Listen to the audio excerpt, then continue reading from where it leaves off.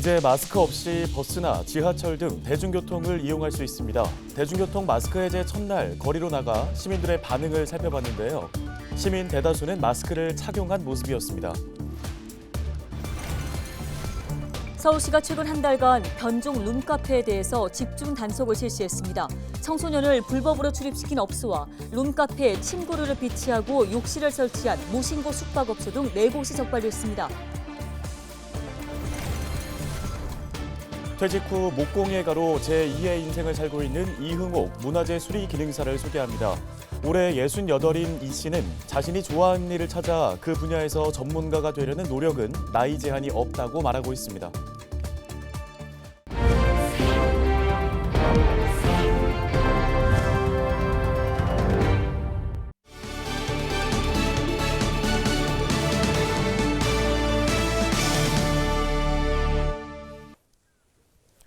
시청자 여러분 안녕하십니까? 헬로티비 뉴스입니다.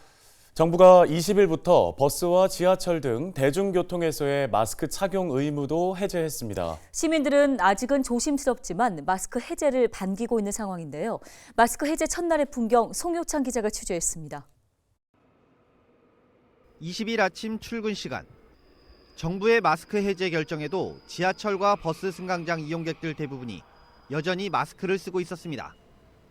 오히려 벗고 있는 사람을 찾는 게 더 어려울 정도입니다. 더욱이 최근 미세먼지까지 심해지면서 마스크를 착용한 사람들이 많았습니다. 그래도 이번 정부의 결정에 대해 홀가분하다는 반응이 큽니다. 이제 많이 안정도 이제 다른 나라도 마스크 해제하는 나라도 많은데 이제는 좀 벗을 때가 됐다고 생각해요. 저는 벗을 것 같아요. 너무 답답했었어가지고.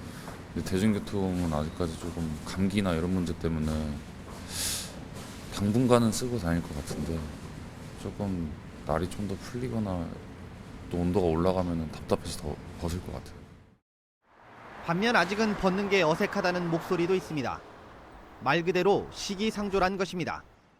저는 아직은 마스크 해제는 좀 이르다고 생각을 해서 그냥 제 주변은 다 쓰고 다닌다 그래가지고 저는 그냥 권고까지는 아니고 그냥 편한 대로. 정부는 20일 0시부터 버스와 지하철 등 대중교통 마스크 착용 의무를 해제했습니다. 지난 1월 30일 식당과 카페, 사무실과 학교 등 1차 다중이용시설 마스크 해제에 이은 2차 탈마스크 조치입니다. 대중교통 마스크 착용 의무 해제는 마스크 착용 의무가 생긴 지난 2020년 10월 이후 2년 5개월 만입니다.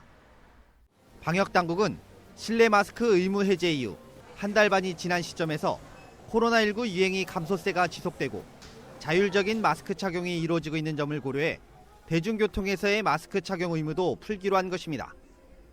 특히 지난 1월 실내 마스크 의무 해제 이후 일평균 확진자 수는 37.5%, 위중증 환자 수는 54.6% 감소한 것으로 분석됐습니다. 이외에도 마트 역산의 약국에서의 마스크 착용 의무도 해제됐습니다. 다만 출퇴근 시간대 등 혼잡 시간에 대중교통을 이용할 경우에는 마스크 착용을 권고했습니다. 마스크 착용이 호흡기 감염병을 막는 가장 효율적인 방법이기 때문입니다. 특정한 상황에서 본인의 건강 상태에 대한 고려, 그리고 고위험군에 해당하는 분들은 여전히 사람들이 많이 모이는 곳에서 마스크 착용을 강하게 권고를 하는 그런 상황이라고 이해를 하셔야 될 것 같습니다. 병원 등 의료기관과 일반 약국, 요양병원 등 감염 취약시설의 경우에는 마스크 착용 의무가 유지됩니다. 감염 취약시설의 경우 마스크 자율화의 이점보다는 코로나19 바이러스 노출에 따른 위험이 더 크다고 분석했기 때문입니다. 정부는 남은 마스크 착용 의무와 확진자 7일 격리 조정 등을 포함한 일상회복 로드맵을 검토해 이달 말 발표할 계획입니다. 헬로티비 뉴스 송유창입니다. 서울시 민생사법경찰단은 지난달 15일부터 한 달간 룸카페 등 신변종 청소년 유해업소에 대해 집중 단속을 벌였습니다. 단속 결과 청소년을 불법으로 출입시킨 업소 2곳과 룸카페에 침구류를 비치하고 욕실을 설치한 무신고 숙박업소 2곳이 적발됐는데요. 청소년 출입 고용금지 업소의 청소년 출입 행위는 청소년보호법에 따라 2년 이하의 징역 또는 2천만 원 이하의 벌금에 처해집니다.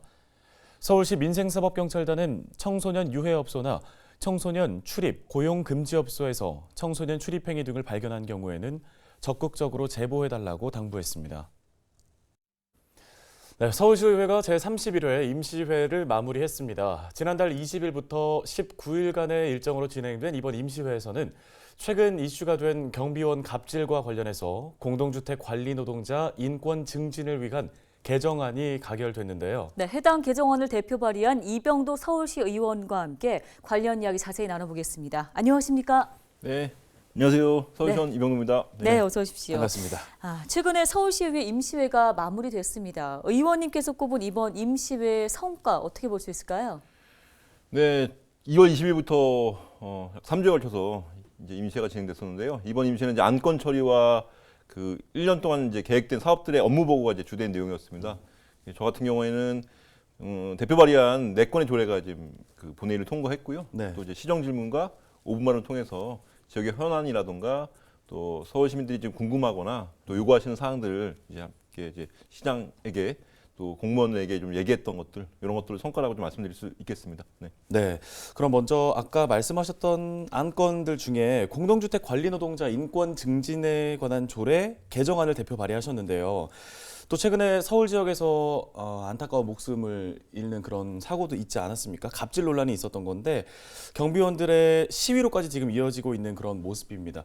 계속해서 이 인권과 관련한 이야기들이 나오는데 개선이 되지 않는 이유는 어디에 있다고 좀 보십니까?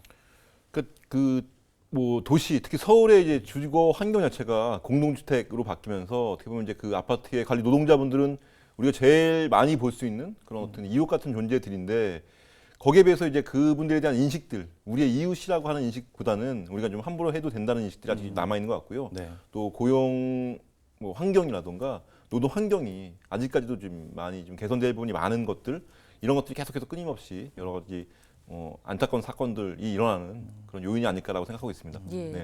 그럼 이번에 그 발의하신 개정안에는 좀 대표적으로 어떤 내용들이 담겨 있습니까?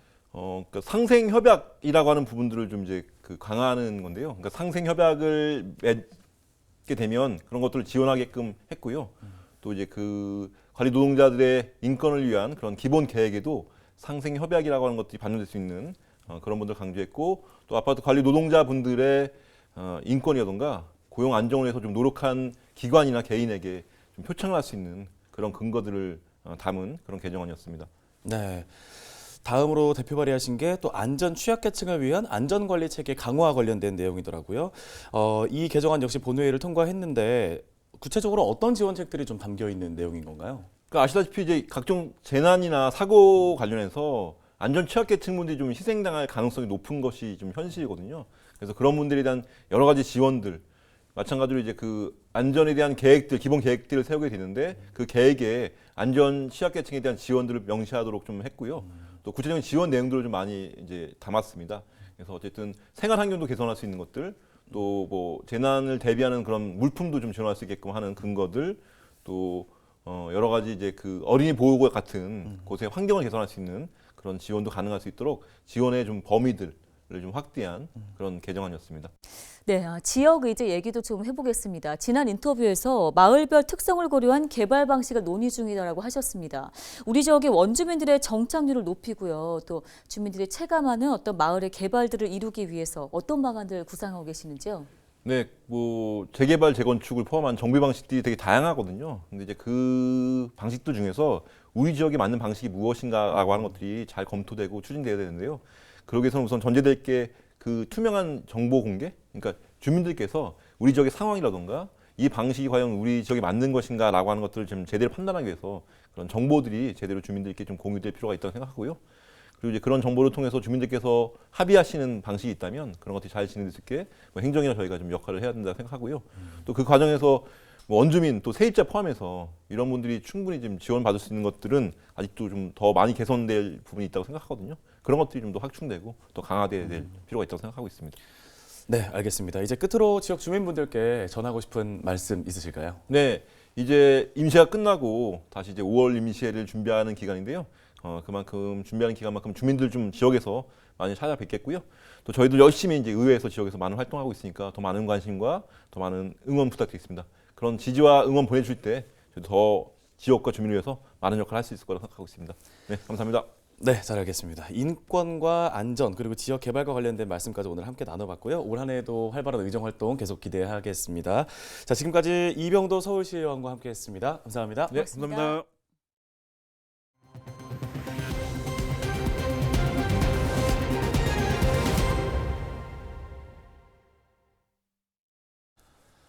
영세 출생자가 앞으로 생존할 것으로 기대되는 평균 수명을 기대 수명이라고 합니다. 한국인의 기대 수명은 83살인데요.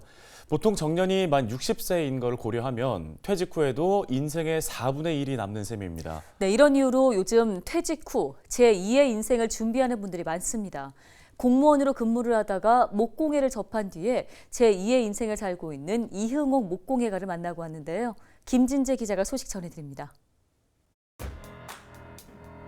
서울 양천구의 한 공방.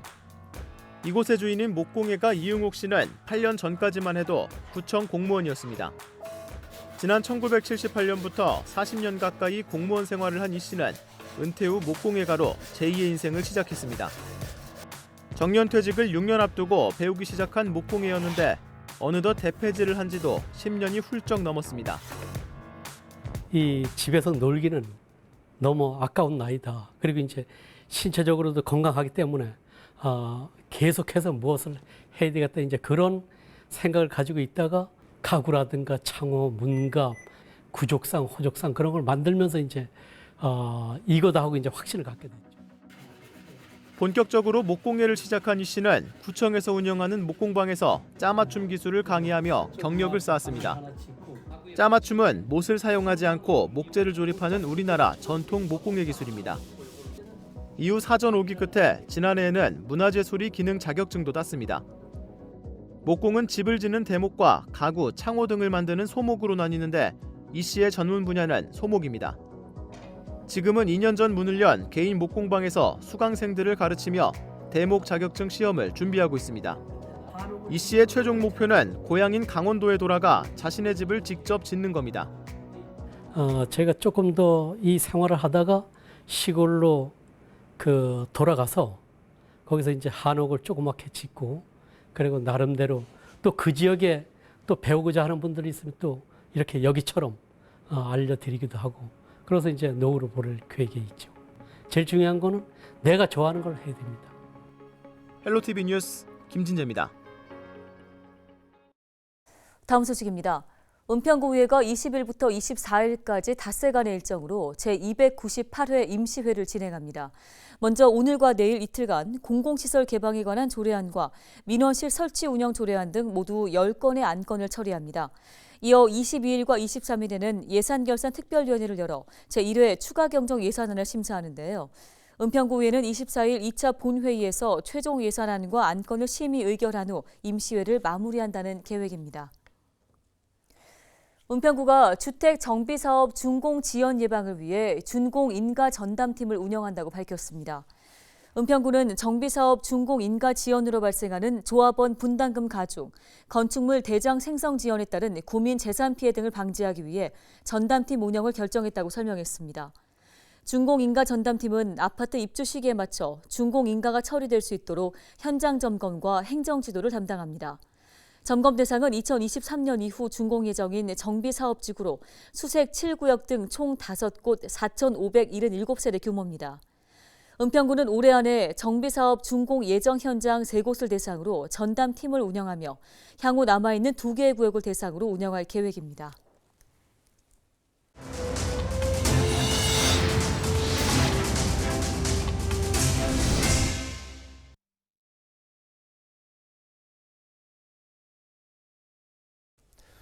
오늘 저희가 준비한 소식은 여기까지입니다. 네, 시청해주신 여러분 고맙습니다.